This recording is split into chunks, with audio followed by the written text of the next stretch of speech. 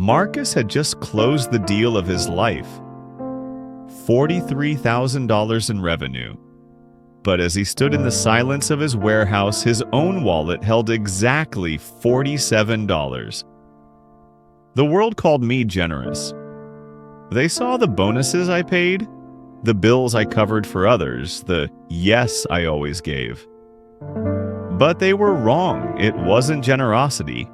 It was disappearance. It started at 26. No inheritance, no safety net.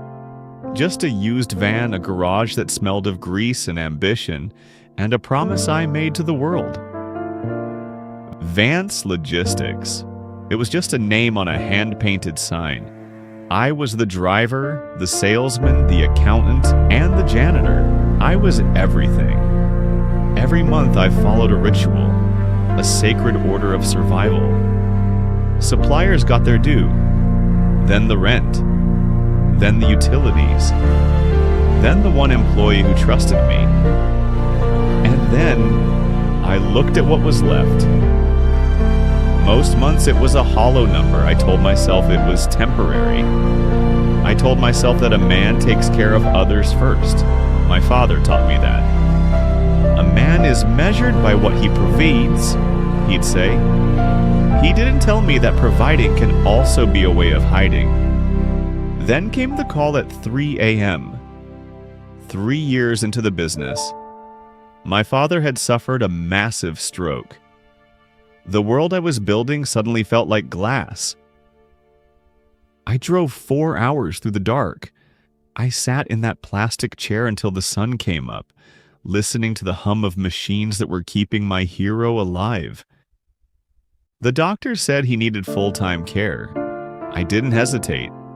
I hired the best nurses. I covered every medical bill. I became the provider he taught me to be. I told no one, not my staff, not my friends.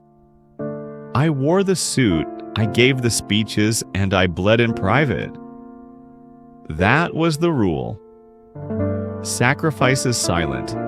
By year 5, Vance Logistics was a real company.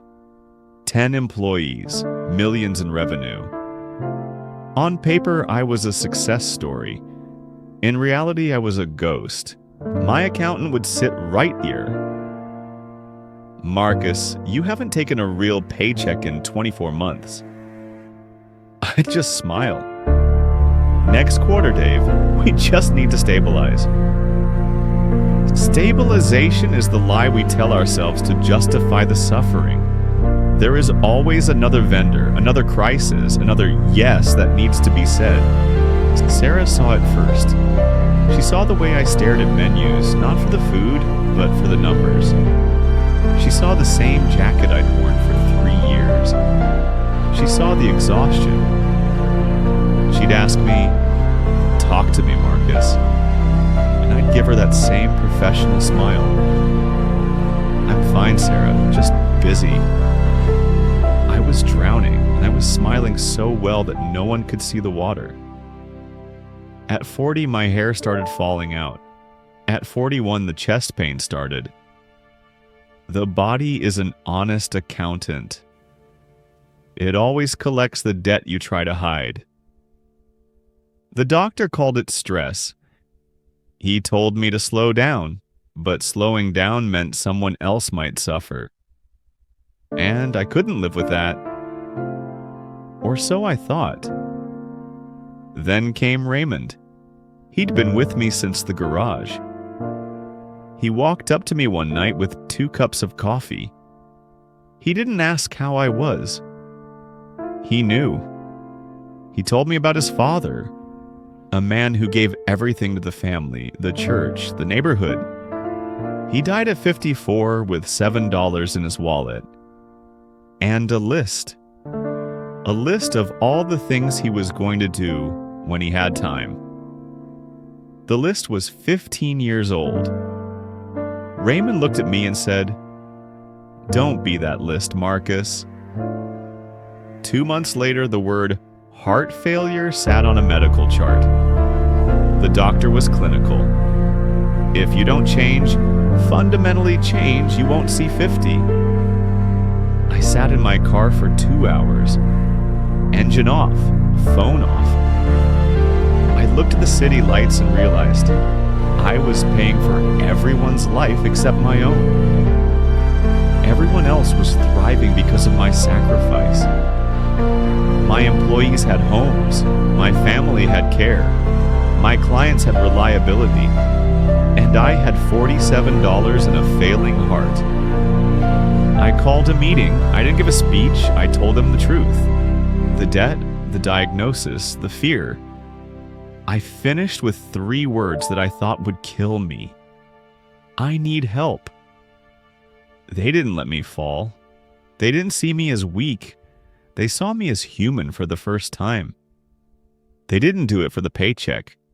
They did it because they'd learned love from me. Recovery was slow, like learning to walk again. For the first time in 15 years, I had nothing to do, and it terrified me.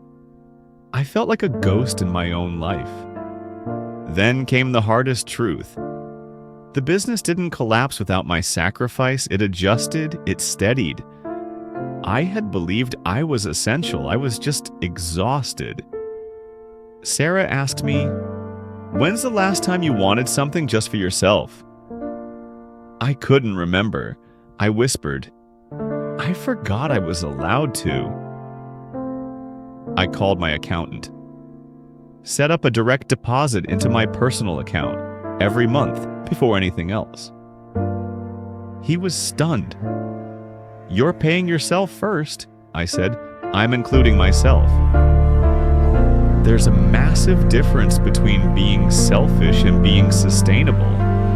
I didn't become selfish. I just decided that I was worth the same investment I gave everyone else. A year later, the business is healthier than ever. Not because of my overtime, but because of my presence. I eat breakfast, I take walks, I sleep before midnight. I visited my father's grave. I told him he was wrong. A man who destroys himself helping others leaves them alone, and they inherit his emptiness. I'm not going to leave them early, Dad. I'm going to stay. That's what love actually costs. It costs the courage to take care of the one in the mirror so you can actually show up for the ones in the world. There's a lie we tell ourselves about sacrifice, that the less we keep, the more we've given. But given from nothing isn't generosity, it's disappearance. They don't want your sacrifice. They want your presence. The hardest person to invest in is always the one in the mirror, but that's the only investment that lets you keep investing. You are not what's left over. You are what you protect first.